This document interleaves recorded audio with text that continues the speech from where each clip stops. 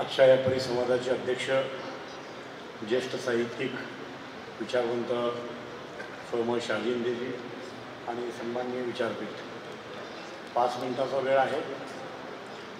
प्रश्न, वास्तव आणि अपेक्षा असा विषय आहे. 75 वर्षाचा आढावा आपल्यासमोर मांडायचा आहे. एक गोष्ट चांगली झालेली आहे, जावेद पाशा कुरेशी यांनी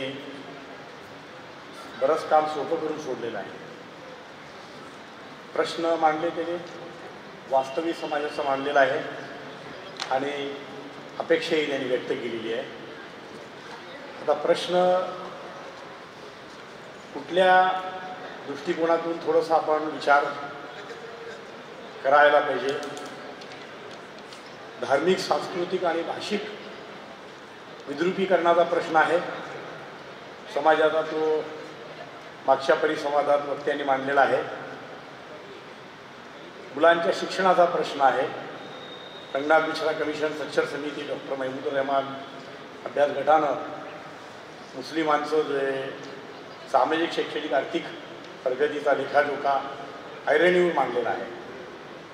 अशा परिस्थितीमध्ये 1947 पूर्वीचा मुसलमान, 1947 नंतर 1992 पर्यंतचा मुस्लिम समाज आणि 92 ते 2014 पर्यंतचा मुसलमान आणि 2014 नंतरचा भीतीग्रस्त वातावरणात वावरत असलेला मुसलमान, अशी या 75 वर्षाची अशी विभागणी करावी लागेल.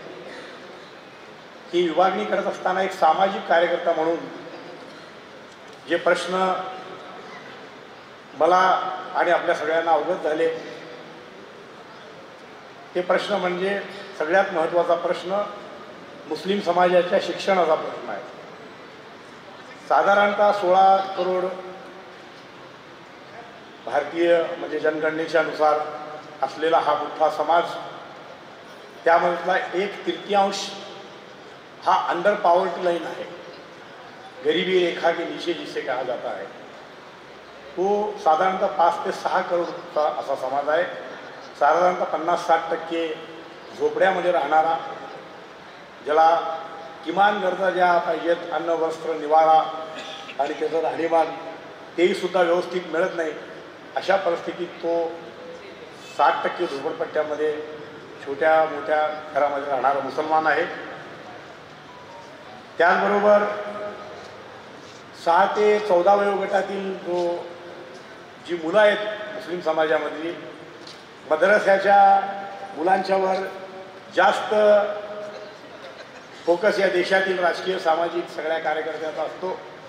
त्या मद्रस्यामध्ये जाणारे फक्त 4% मुलं आहेत आणि 96% जे मुलं आहेत या देशामधले मुस्लिम समाजातले 6 ते 14 वयोगटातील, म्हणजे शिक्षणाचा हक्क, अधिकाराचा त्या कायदा झाला. अशा परिस्थितीतही 6 ते 14 वयोगटातील मुलापैकी 1/3 मुलं ही शिक्षणापासून वंचित आहेत. म्हणजे शाळेचं तोंडही त्यांनी पाहिलेलं नाही, अशी 1/3 मुलं आहेत. आणि साधारणतः 10वीपर्यंतचे शिक्षण घेणारे 50% मुलांची गळती आहे. 100 मुलं 10वीपर्यंत आले तर 50 मुलंच फक्त 11वी-12वीला जातात आणि त्यापुढची परिस्थिती पाहिल्यानंतर डिग्रीपर्यंत 4% आणि पोस्ट ग्रॅज्युएशन करणारे 2%. अशी अत्यंत भयानक अशी अवस्था शिक्षणाची या 75 वर्षाच्या काळामध्ये मुस्लिमांची घसरण शिक्षणाची झालेली आहे. त्यावर आपल्याला विशेष लिखाण आणि विचार करणं अत्यंत अगत्याचं आहे असं मला वाटतं. दुसरं महत्त्वाचं म्हणजे राजकीय दृष्टिकोनातून या समाजाचं जे शोषण केलेलं आहे, एक गट्टा मताच्या माध्यमातून मुस्लिमांना राजकीय प्रतिनिधित्व देण्याच्या माध्यमातून, ज्या चळवळी मुस्लिमांच्यामध्ये सामाजिक दृष्टिकोनातून निर्माण झाल्या, एकूणच बहुजन समाजामध्ये ज्या चळवळी निर्माण झाल्या, त्या चळवळीच्या नेत्याला खरेदी करायचं, आर्थिक आणि राजकीय थोडंसं लाभ द्यायचं आणि पूर्ण समाजातील जी चळवळ उभं राहिलेली चळवळ जी असते ती संपवण्याचं कारस्थान वेगवेगळ्या राजकीय पक्षांनी या भारतामध्ये केलेलं आहे. त्यामुळं राजकीय नेतृत्व हे या समाजाचं अत्यंत कुचकामी ठरलेलं आहे. ते निर्माण होऊन जाणीवपूर्वक निर्माण होऊन दिलेलं नाही आहे. हेही प्रश्न महत्त्वाचा प्रश्न आहे. यावर सुद्धा समाजानं आता विचार करण्याची गरज निर्माण झालेली आहे. माझ्यासमोर आपले डॉक्टर जाकीर शिकलगर साहेब बसलेले आहेत. महाराष्ट्र मायनॉरिटी फोरमच्या माध्यमातून ते पूर्ण महाराष्ट्र फिरून आले. पूर्ण महाराष्ट्रात त्यांनी मुस्लिमांचे प्रश्न गोळा करण्याचा प्रयत्न केला. पण त्यांना त्यांचा अनुभव तुम्ही विचारल्यानंतर किती सामाजिक कार्यकर्ते समाजामध्ये आहेत ते त्यांचा आलेख त्यांना विचारायला पाहिजे. धार्मिक कार्य करणाऱ्या समाजाचा एक मोठा तबका, एक कार्य करणाऱ्यांच्या लोकांचा एक जमाव आहे आपल्यामध्ये. चांगली गोष्ट आहे. आपल्या धर्मात नैतिकतेचं शिक्षण देणं, समानतेचं शिक्षण देणं, त्याचा प्रचार आणि प्रसार करणाऱ्यांचा एक गट आहे. जिंदाबाद आणि मुर्दाबाद म्हणत सुटणाऱ्या राजकीय कार्यकर्त्यांचा, अत्यंत डोके घाणवट ठेवलेल्या अशा राजकीय कार्यकर्त्यांचा एक समूह आपल्या समाजामध्ये आहे. आणि या दोन समूहाच्या मध्ये अडचणीत असलेला सामाजिक कार्यकर्ता तुम्हाला एकदम बोटावर आपल्या मोजावं इतक्या कमी संख्येनं आहे. आणि ती संख्या जोपर्यंत समाजामध्ये वाढत नाही, सामाजिक जाणीवा घेऊन सामाजिक कार्यकर्ते समाजामध्ये जोपर्यंत निर्माण आपण करू शकत नाही, तोपर्यंत या समाजाचे खरे प्रश्न शासन दरबारी आणि समाजामध्ये ते सुटू शकणार नाही, असं माझं ठाम मत आहे. त्या दृष्टिकोनातून आपली जबाबदारी आहे, आपल्या साहित्यिकांची जबाबदारी, लिहिणाऱ्यांची जबाबदारी आहे. खास करून शिक्षित वर्ग, मला अत्यंत हात जोडून शिक्षित वर्गाची म्हणजे सगळ्यांची माफी मागून मला इथं सांगावं लागतं.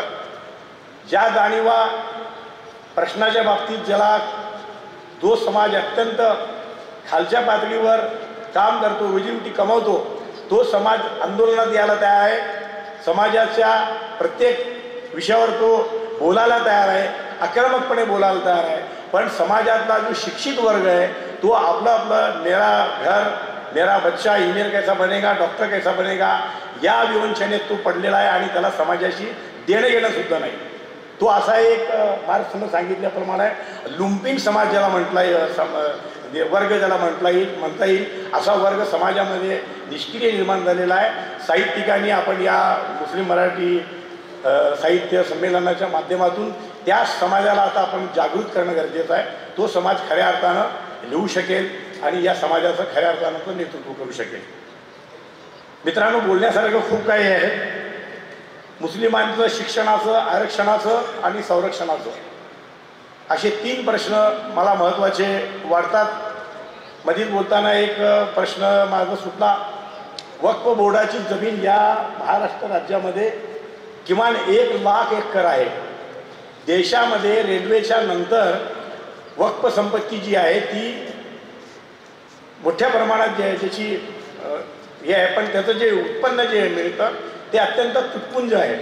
तर वक्फच्या ज्या समाजातल्याच काही लोकांनी त्या जमिनी अशा अतिक्रमणित केलेल्या आहेत आणि त्या जमिनी शासनसुद्धा अतिक्रमणित केलेल्या आहेत, राजकीय पुढाऱ्यांनी सुद्धा अतिक्रमणित केलेल्या आहेत. तो प्रश्न महत्त्वाचा आहे आणि त्या दृष्टिकोनातून वक्फ बोर्डाच्या वक्फ जमिनीवर सुद्धा आपल्याला काम करणं गरजेचं आहे. मोठ्या प्रमाणात शिक्षणावर आणि महिलांच्या सबलीकरणावर त्याचा उपयोग व्हावा, त्या दृष्टिकोनातून प्रयत्न झाले तर होणं गरजेचं आहे. केंद्र शासन या वक्फ जमिनीचा कायदा बदलण्याच्या मनस्थितीत आहे आणि त्या वक्फ जमिनी आता फक्त मुस्लिमांना नाही, कोणी सांस्कृतिक शैक्षणिक काम करत असेल तर त्यांना ते देण्याच्या मनस्थितीत आहे. अशा परिस्थितीत आपल्याला ती भूमिका घेऊन त्या वक्फ प्रश्नावर सुद्धा आपल्याला काम करणे गरजेचं आहे असं मला वाटतं. माझा वेळ संपलेला आहे. किमान मला अर्धा पाऊण तास बोलायचं होतं. समाजाचे प्रश्न 75 वर्षाचे काही 5 मिनिटात मी बोलू शकत नाही, पण आपण इथं संधी दिली, माझं बोलणं ऐकून घेतलं, त्याबद्दल मी सर्वांचा आभार व्यक्त करतो. जय हिंद, जय महाराष्ट्र.